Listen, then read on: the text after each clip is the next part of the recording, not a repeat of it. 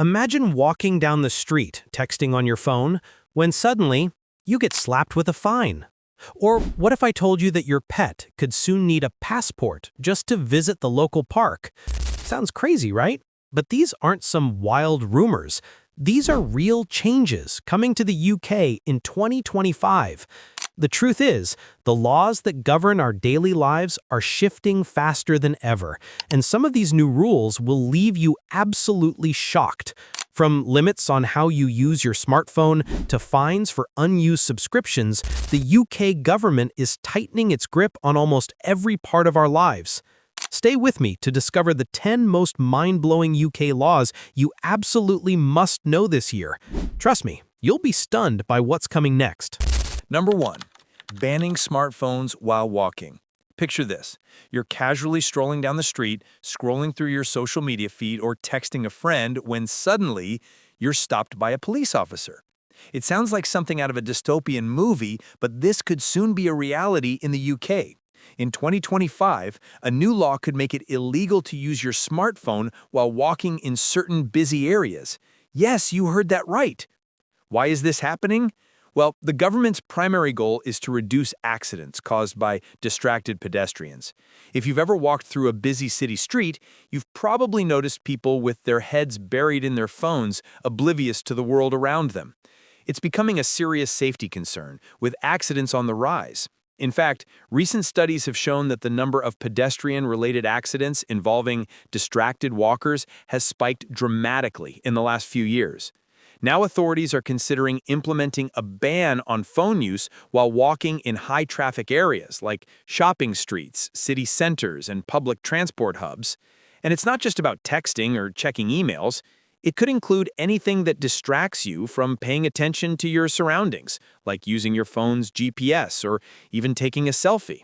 So, what could this mean for you?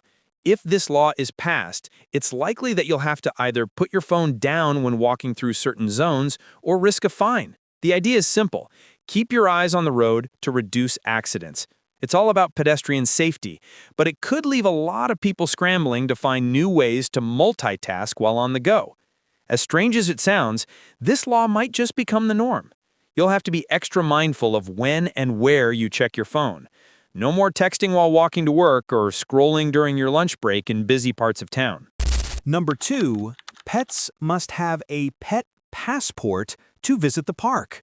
Imagine this. You're getting ready to take your dog for a walk in the park, but instead of just grabbing the leash, you now need to pull out a full set of paperwork. That's right, a pet passport.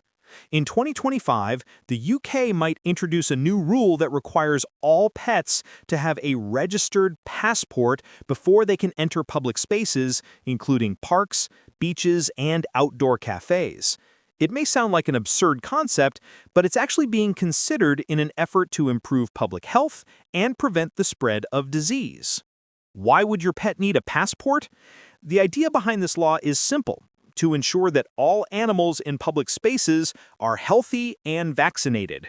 Right now, pet owners aren't always required to prove their pets are up to date on their vaccinations unless they're traveling abroad.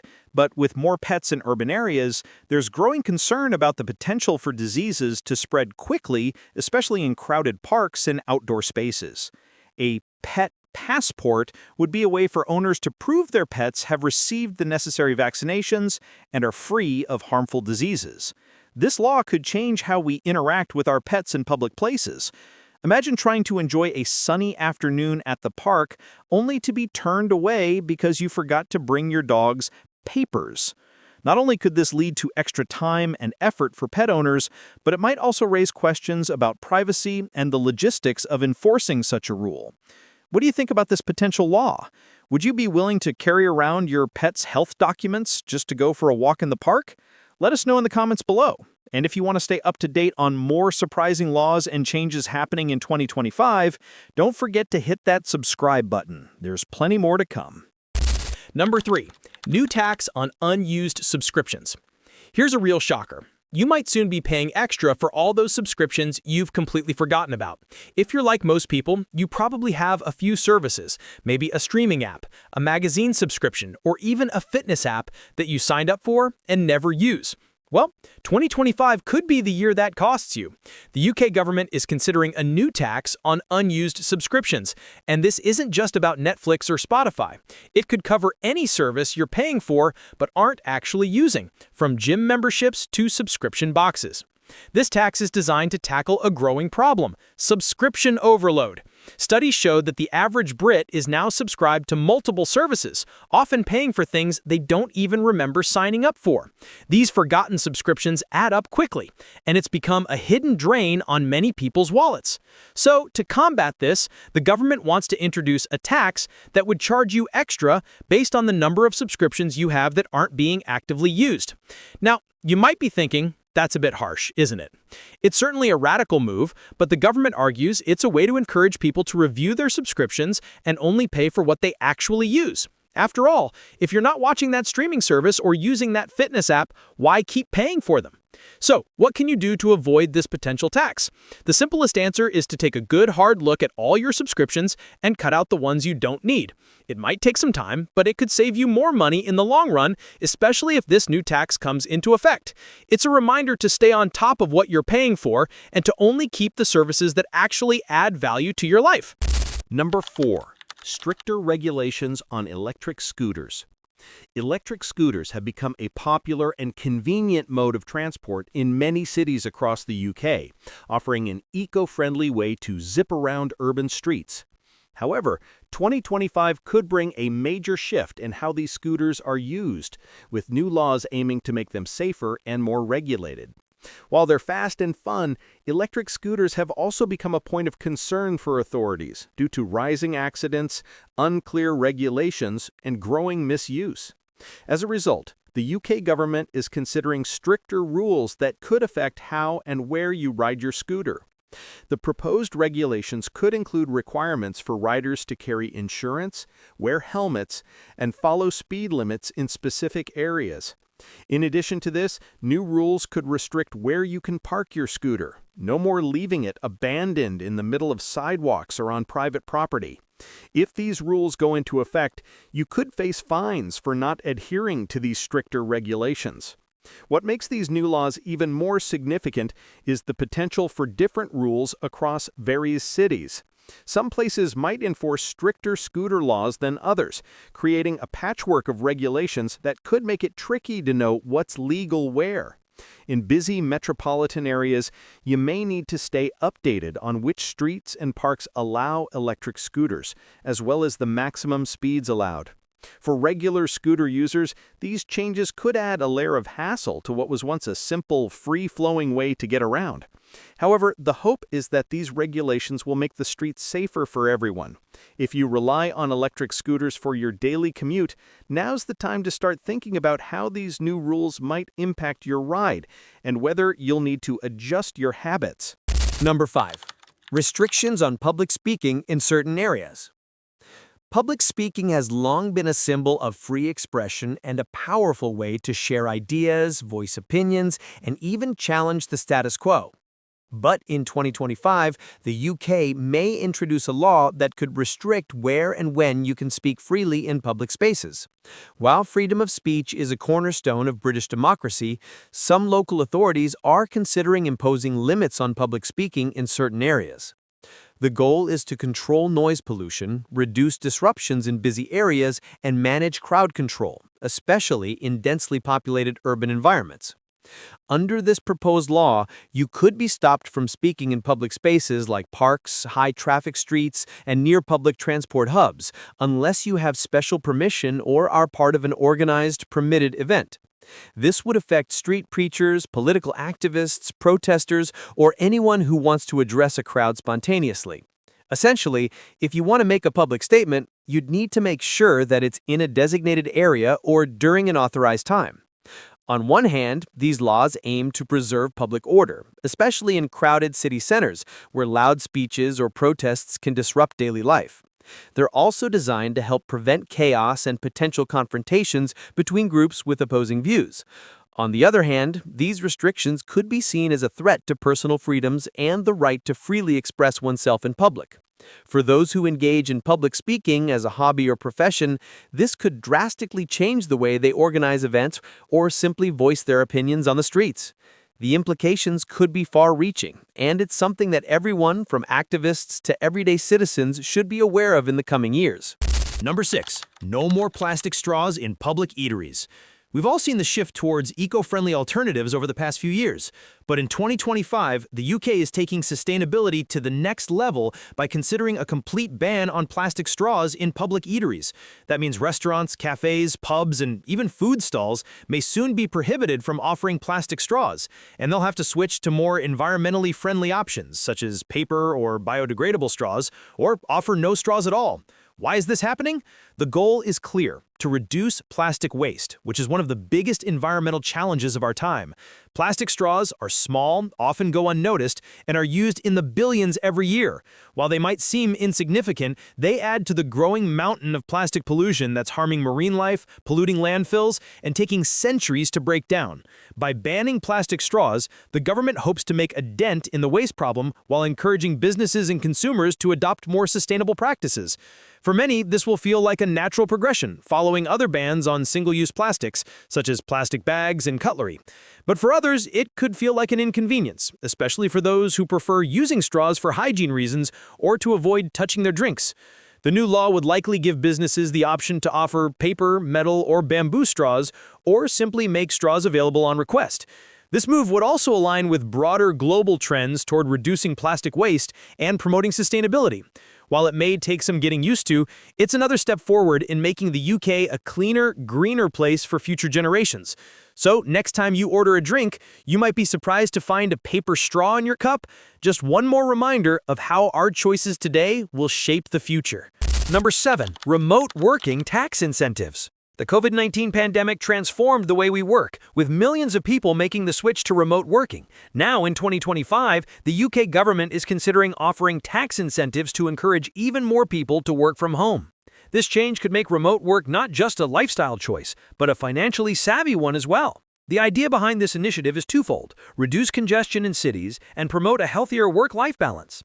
By encouraging people to work from home, the government hopes to cut down on the environmental impact of commuting, reducing traffic, air pollution, and the strain on public transportation systems. Additionally, it would provide employees with more flexibility, allowing them to better manage their personal and professional lives. So how might this work? If the plan goes through, employees who work remotely could qualify for tax deductions related to their home office setups. This might include deductions for equipment like desks, chairs, computers, and even a portion of their utility bills. For businesses, offering remote work could come with tax breaks as well, incentivizing them to support flexible working arrangements and invest in the necessary technology for their teams to work effectively from home. But there's a catch. Not everyone may qualify. The government would likely set strict criteria, ensuring that only those who genuinely work from home, rather than just occasionally doing so, can benefit. Additionally, employers may need to beat certain standards to ensure remote workers are well supported and have access to the tools they need to succeed. For anyone currently working remotely or those thinking about making the leap, this could be a huge financial benefit. If this law comes into effect, it could make working from home not only more convenient, but also more rewarding. Number 8. Digital footprint tracking and fines. Your digital footprint is the trail of data you leave behind as you browse the internet, your social media posts, the websites you visit, the emails you send. But did you know that in 2025, your digital habits could come with a price? The UK government is considering introducing fines for individuals who have a too large digital footprint, essentially penalizing those who accumulate excessive online activity with little to no purpose. So what does this mean? The idea is based on the growing concern over digital clutter and the environmental impact of data storage. Every time you send an email, post a photo, or even just like a post on social media, you're contributing to an online world that requires energy and resources to maintain. Servers, cloud storage, and data centers consume vast amounts of electricity to keep everything running smoothly, and that electricity often comes from non-renewable sources. The UK is looking at how to incentivize individuals to reduce their digital clutter and make more conscious decisions about their online presence. How could this impact you? The proposed law would target those who have large digital footprints but fail to manage their data responsibly. For instance, someone with hundreds of unused email accounts or a massive collection of old digital photos might face fines for not cleaning up their online space. Additionally, some websites and apps could be penalized for storing excessive amounts of personal data from users. This law is still in the early stages, but it's a reflection of the growing awareness about the carbon footprint of digital activities. If you've ever let old emails or unused online accounts accumulate, this might be a wake-up call to start decluttering your digital life. Not only could it save you from a potential fine, but it could also help reduce your personal impact on the environment. Number 9. Curfews for night owls. If you're someone who thrives after the sun goes down, the idea of a curfew might sound like a nightmare. But in 2025, some UK cities could introduce restrictions that limit nighttime activities, effectively curbing the freedom of night owls and late-night socializers. Imagine this: streets closed to traffic after a certain hour, cafes and shops shutting their doors earlier, and curfews that could affect businesses and citizens alike. Why is this happening? The primary motivation behind these potential curfews is safety and public order. City centers, especially in densely populated areas, can become chaotic at night. Noise pollution, public disturbances, and late-night antisocial behavior have been a growing concern for local authorities. A curfew is seen as a way to reduce these issues by ensuring that people are off the streets during certain hours, potentially making areas safer for both residents and law enforcement. But this move isn't just about reducing rowdiness. It's also linked to a larger push for smart city initiatives, cities that aim to reduce congestion, lower energy consumption, and improve quality of life for residents. By limiting the number of people on the streets late at night, authorities hope to ease overcrowding, reduce traffic accidents, and create a more peaceful environment for those who live in city centers. Of course, there's a catch for night lovers.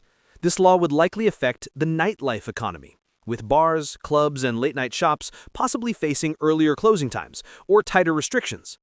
For anyone who enjoys a late-night stroll or after-hours hangout, this could feel like a major shift in daily life. Whether you're out for a walk under the stars or grabbing a midnight coffee, curfews could soon change the landscape of what's possible after dark. It's a move that might divide public opinion, but it's definitely something to keep an eye on in the near future. Number 10. Carbon footprint tax. As the climate crisis intensifies, governments worldwide are seeking new ways to reduce their citizens' environmental impact. One bold proposal coming to the UK in 2025 could directly target your daily habits with a carbon footprint tax. The idea is simple. The more carbon emissions you create, the higher the tax you'll pay. This could apply to everything from your travel habits to your consumption choices, making you more financially responsible for the environmental footprint you leave behind. How would this work? Essentially, individuals and businesses would be taxed based on their carbon emissions. This could mean paying more for activities that contribute to pollution, like driving a gas-powered car, flying, or even heating your home with fossil fuels. It might even extend to the food you consume, as meat production, particularly beef and lamb, is a significant contributor to greenhouse gas emissions. For instance, if you're someone who frequently flies for work or pleasure, you could face a surcharge every time you book a flight. Similarly, driving a high-emission vehicle could cost you more in taxes, pushing people to either choose greener alternatives like electric cars or find other ways to reduce their carbon output. The aim is to make environmentally harmful behaviors more expensive, thereby encouraging people to adopt more sustainable practices. While this move could be seen as an effort to make everyone more accountable for their carbon footprint, it also raises several questions. How will the government ensure the tax is fairly applied? Could this put a financial burden on lower-income households that rely on cars for daily transportation or live in areas with limited public transit options?